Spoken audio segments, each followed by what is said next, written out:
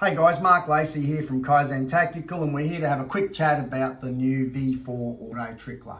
But before we do, can I pass on a huge thanks and appreciation to all our loyal Australian customers that have placed orders like up to a year ago or more now for the V4. The unprecedented demand globally has just surprised us all.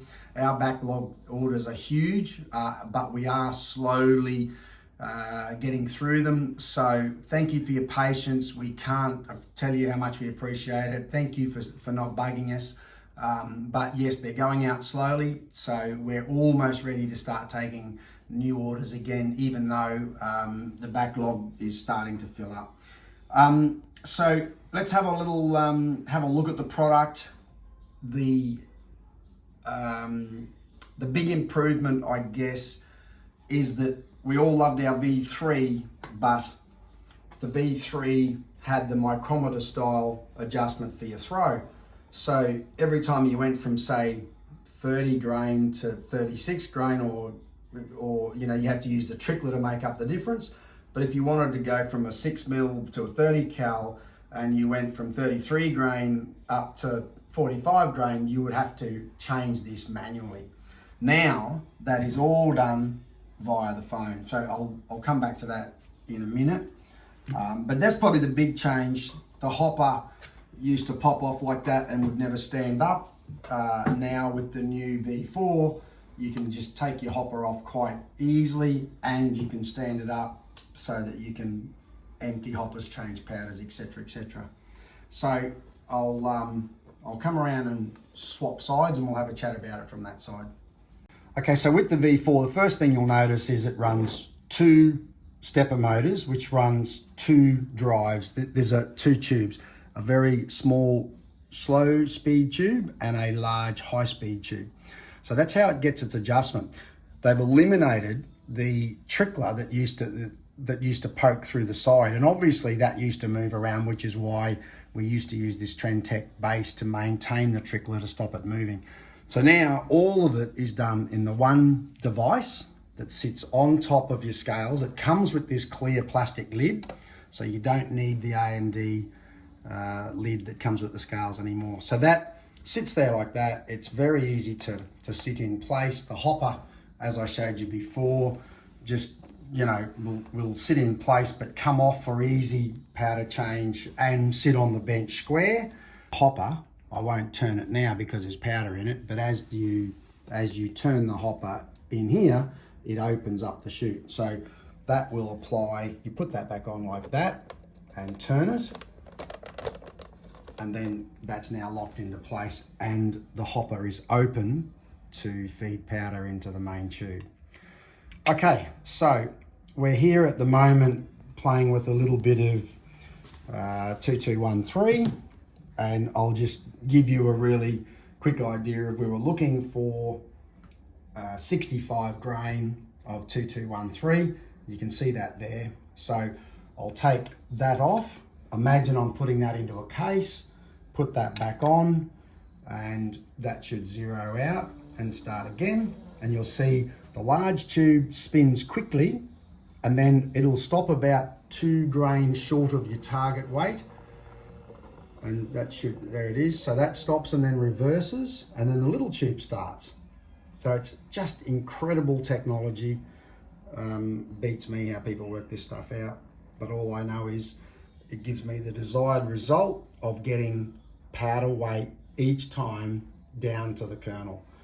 And I guess sometimes we get calls from people saying, oh, I wanted 65 like that, where that's 64.98. I wanted 65, but can I show you this? That's exactly 65 in my mind, because one of these kernels weighs more than 0.2. So let me go to the app. I'm going to clear that. I've cleared the target, right? Target weight. I'm going to put this back on, and that should be 0.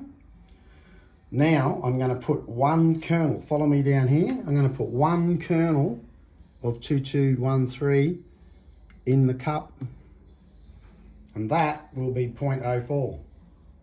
So the scale knows to stop short of what it needs to be so that it can be as close as possible. The only other way I say to people is ask ADI to make the kernel, chop the kernels in half, which clearly is not going to happen. So there we have it. So it's as simple as that. We put that back. Now, just looking at your phone app, it's so simple. You just decide what weight you want. Let's say it's 65. You type that in. Sorry, I'll go back, clear that. We're going to go 65 grain and we're going to go set. So that's set. Large tube takes off. Small tube, the big tube backs away. Then the small tube continues until we get to our 60. I'm trying not to breathe on that pan because it's that sensitive. And the other thing is that you only got the front panel out, so there's no cutting of glass panels anymore, unlike the V4, unlike the V3. So there's 65.02, so it's not going to get any closer than that. Now, I'm going to put this back, but watch the phone as I put this on here. I'm now wanting to go to 65.3.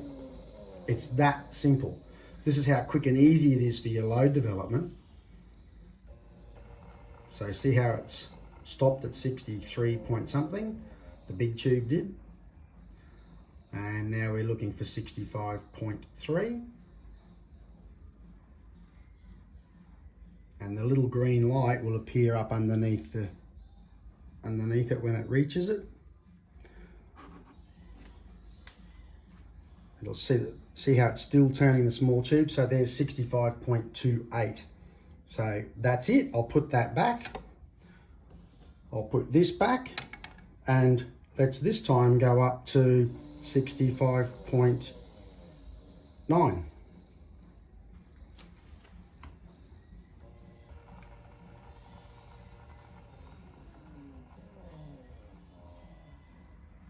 It just gives you enough time to get the projectile seated, and then by the time you've turned around to come back, it's fairly well ready to accept the next one. But that is a large load. It's only 10 or 12 seconds for your small caliber stuff. 65.86, 65. So it's hovering until it gets that extra kernel, and there it is. 65.88, as close as it gets. 65.9. Okay guys, well thanks for watching. Hope that's been a little bit of help. There's so much to know about the V4, but it's really quick, it's really precise. Thanks for watching today. If you PM us or you've got our email address at the bottom of the post, get onto us and get your orders in the system as soon as you can. Thanks guys, cheers.